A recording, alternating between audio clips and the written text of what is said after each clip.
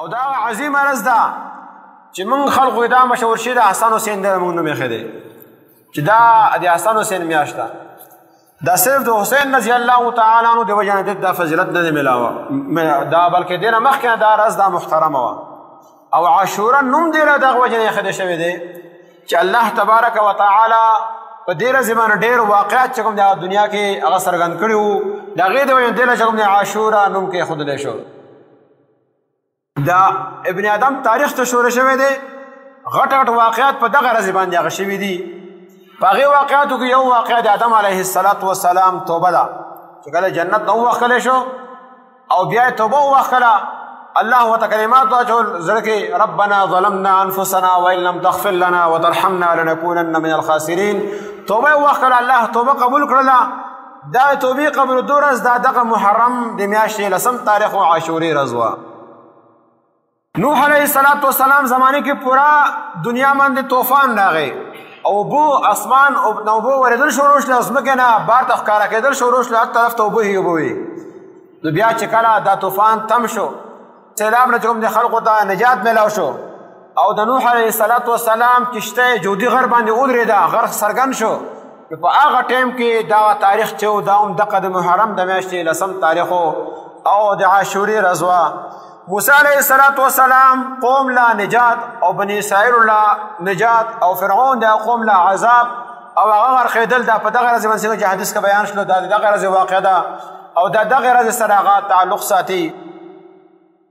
دغه شانته الله تبارک وتعالی ابراهیم علیه السلام باندې د نمرود اور چې کوم دی ګلې گلزار کو او هغې کې د هغه حفاظت وکړو.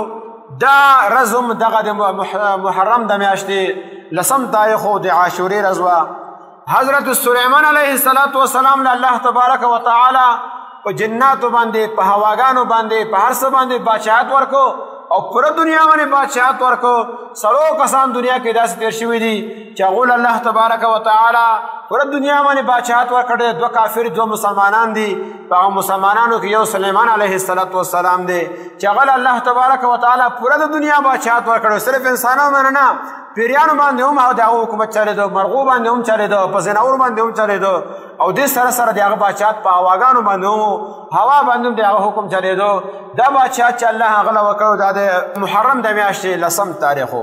حضرت ایوب علیه السلام باندې الله تبارک وتعالی امتحان راویسته بیماری کې مبتلا کو او بیا چې کله هغه بیماری نه ور نجات ملاو شو او الله ولا قشان د مال بیا ورکړو دا د نجات مندودو چې د قوم ټول مخالفت وکړو او ایوب علیه السلام انتهایی ډېر زیات چې کوم دی هغه بیمار و جسم یې خراب شوی و. په هغه ټایم کې چې هغه بیماری نه ول الله نجات ورکړو دا هم د محرم د میاشتې 10 تاریخ و. حضرت یونس علیه السلام د مې خولې ته لاړ 3 ورځې پای کې پاتې شو. بعض روایتونو کې 3 ورځې راځي نو د هغې نه چې بار راووته دا هم د محرم د میاشتې 10 تاریخ و. حضرت یوسف علیه السلام خپل پلار سره یو طویل زندګۍ وروسته ملاقات وشو وړوکوالي کې تللی او بیا ملاقات په هغه ټایم کې وشو چې دته بیا د مصر بادشاهت ملاو شوی دی. دا هم د محرم د میاشتې 10 تاریخ و. دغه ورځې باندې د عیسی علیه السلام پیدایش شوی و او دغه ورځ وه چې الله تبارک وتعالی د یهودیانو د شر نه د هغې حفاظت وکړو او اسمان ته ژوندی چې کوم دی هغه خېژه او قیامت ته نږدې به واپس راځي. دا هم د محرم د میاشتې 10 تاریخ و.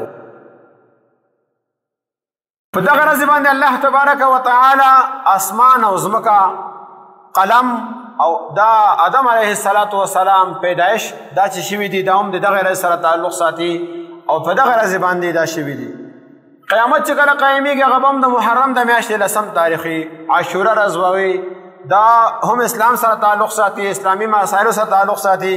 دا هم په دغه ورځ باندې دا شوي ده. حضرت موسی علیه السلام له الله تبارک وتعالی یو روایت مطابق چې کله تورات ورکړی و نو هغه د دغه ورځ وه او دا هم د عاشورې ورځ وه. څنګه چې بعضو روایتونو کې راځي چې ټول کتابونه په روژې کې نازل شوي دي لیکن یو روایت دا دی چې تورات چې نازل شوی دی هغه د محرم د میاشتې 10 تاریخ باندې. اسماعیل علیه السلام الله تبارک وتعالی ابراهیم خلیل الله له ورکو په بوډاوالي کې د هغه د پیدایش ورځ هم دقه ده. حضرت یوسف علیه السلام ډېر عمر په قید کې پاتې شو د قید نه ورته نهایي نصیب شله دا هم د محرم د میاشتې 10 تاریخ و. دنیا کې اولنی د رحمت باران چې شوی دی دا هم د محرم د میاشتې لسم تاریخ او دغه هغه ورځ ده چې په دې ورځې باندې به قریشو د خانه کعبې هغه غلاف بدلو دا هم د محرم د میاشتې لسم تاریخ حضرت یونس علیه السلام توبه الله تبارک وتعالی قبول کړې وه دا هم د محرم د میاشتې لسم تاریخ او نبی کریم صلی الله علیه وسلم واده مبارک حضرت خدیجه الکبرى رضی الله تعالی عنها سره شوی هغه هم دغه میاشت او دغه لسم تاریخ نو دا یو عمل شو د دې ورځې او دې نه معلومه دا شته چې د دې ورځې تعلق د حسین رضی الله تعالی شهادت د وجه دا دغه نه عظمت نه دی دا دومره واقعات ما بیان کړل